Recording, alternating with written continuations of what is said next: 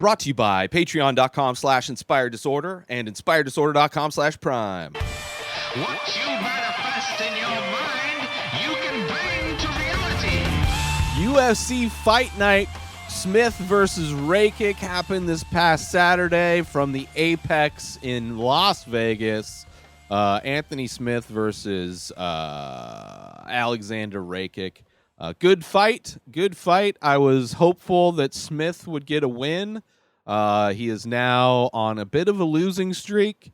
Rakic pretty much, I wouldn't say dominated, but had a great game plan. Really attacked the leg in the beginning, and then just with the grappling. It really seems like Smith gets overwhelmed, especially once he gets taken down. It seems like he just kind of turtles up and just tries to protect himself.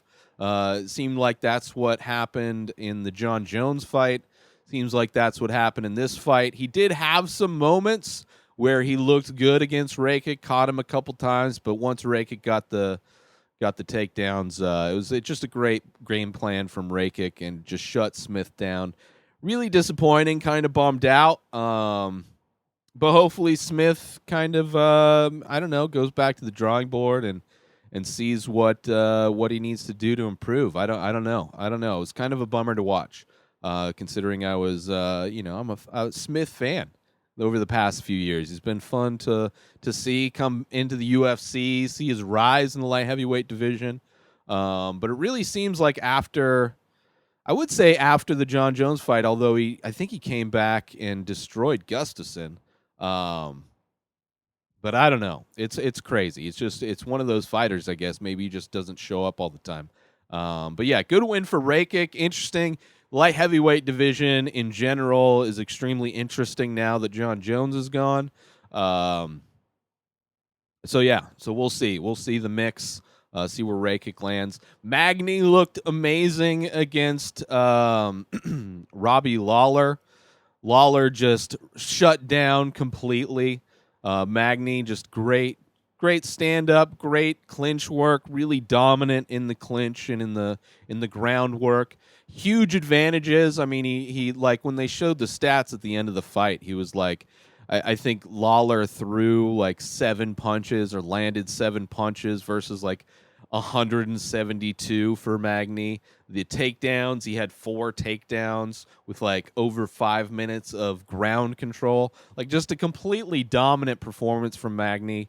Really kind of crazy the fact that Magny is, I think, 2 wins away from tying George St. Pierre's record for the most wins in that division, the welterweight division. So I don't know. And Magny's kind of on a run. It'll be interesting to see how far he is from getting a belt. I would imagine just 1 or 2 fights, and he'll be right there. So kind of great to see Magny still in the mix, still doing great.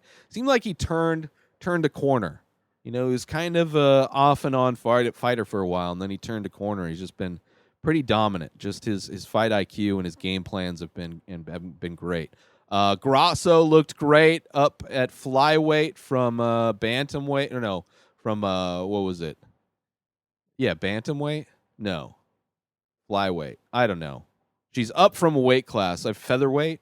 I don't know what. No, that's not it. I forget which weight class she was at previously, but she looked great against Ji Young Kim. Just kind of a dominant performance all around. Ji Young Kim's kind of an interesting up-and-comer. So good fight nonetheless. Ricardo Llamas against Algeo. Algeo was he has kind of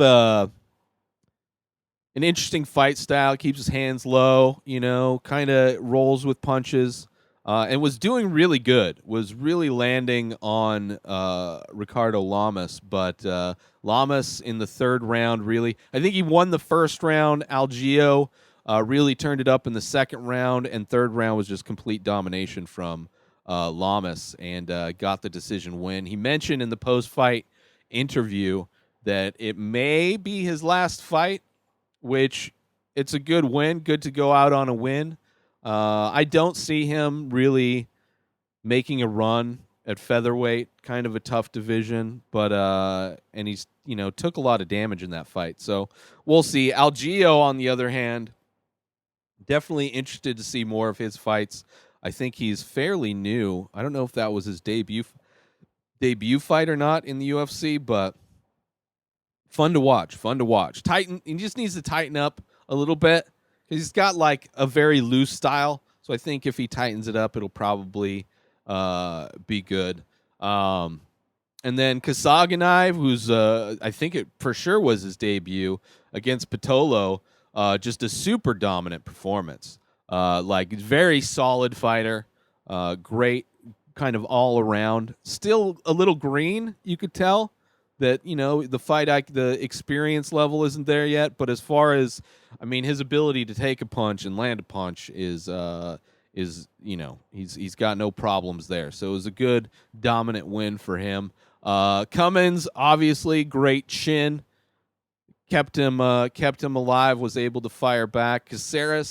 Alex Caceres has been on a really fun run. I'm a fan of Caceres from day one, and it's kind of been a difficult journey for him. A lot of losses.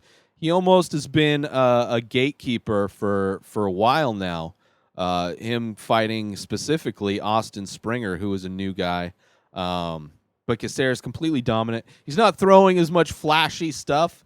His experience has really kind of helped him tighten up his game and kind of improve his fight IQ. Was able to take the submission as soon as it was offered. Took the submission. Really dominant win for Caceres, and it's a great kind of run overall for him. And a bunch of fun fights. Polyana Viana had a great fight with an armbar. You had Hannah Cyphers looked great in the first round of her fight, but completely punched herself out and lost to an armbar. Or no, rear naked choke, my bad, for Mallory Martin. So, and Mallory, I believe, is a new addition. Came from the Dana White fight, Tuesday night fight contender series. But yeah, overall fun night of fights. Next Saturday is another card of fights. It is another UFC Fight Night. This time it's Overeem versus Sakai. Not a stacked card. There's been, I think the previous card, that Smith versus Rakic card, there was a bunch of people. OSP got the COVID. They had to pull it. Like 3 fights, I think, fell out, either due to COVID or injuries. So we'll see. The Wikipedia doesn't even have this full card up. But Overeem versus Sakai should be fun. Overeem, never a person to count out, especially in the top. It's going to be tough for Sakai, I would say. Just Overeem really only loses to the top 5 in the heavyweight division, it seems like. Sijara Eubanks is the co-main event versus Carol Rosa. Should be good. Hopefully, Eubanks has a problem making weight and hasn't really looked as dominant or as impressive as the hype would have made you believe when she came in. There's also Michael Pahea versus Zalim Amadev. Horrible. We'll see on that one. Should be fun. Ricky Simone is back against Brian Boom Kelleher. Looking forward to that one. I'm hoping Boom Kelleher gets, I think he just came off a loss. It was a close fight, but it was a loss, so it'll be interesting to see him come back. Ricky Simone, I think, is coming off a loss. I want to say he lost to, was it the California Kid? Maybe. I could be wrong. But overall, should be fun. Should be a fun night of fights. Not a bunch of well-known names. I'm sure it's a lot of Contender Series people coming in.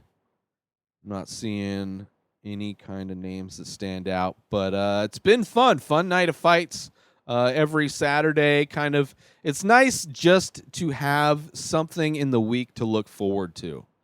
So Saturdays I love because of course, the fights. I get to watch the fights on Saturday, so that's something to look forward to at the end of the week. And then, of course, I always produce this show on Sundays. And then Monday night is when Kill Tony streams live, live comedy podcast on YouTube. So those 3 days, Saturday, Sunday, and Monday, are kind of the only 3 days that have any kind of structure to them. So I enjoy it. It's Sundays are nice, being the meat of that kind of productivity sandwich. Although watching fights and watching Kill Tony aren't really productive. But you know what I mean. Times are tough. Don't judge me, okay? Hope you enjoyed the fights. Until next week, if you want to help support the podcast, go over to patreon.com/inspireddisorder and become a patron for only $3 a month. Some of the benefits include binging the full week of The Ray Taylor Show without any ads. You also get a coupon code to save a ton of money when you buy my original artwork, The Many Faces. New artwork, new painting comes out every day. And you also get to download the raw Photoshop files for all the Photoshops I do. So head on over to patreon.com/inspireddisorder. Sign up for $3 a month. Get all those benefits and more. Sign up now, patreon.com/inspireddisorder. Also, get the many benefits of Amazon Prime for 30 days, all for free when you go through my link, inspireddisorder.com/Prime. Of course, you get all the Prime movies and TV shows to instantly stream on all your devices.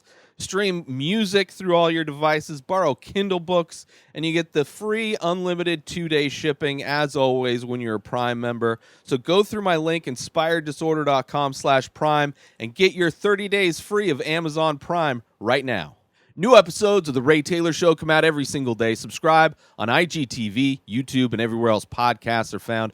Binge the full week ad-free over at patreon.com/inspireddisorder. Purchase Ray Taylor Show merch over at inspireddisorder.com, and follow the show on Instagram at Ray Taylor Show. Have a wonderful day, everybody. Peace out!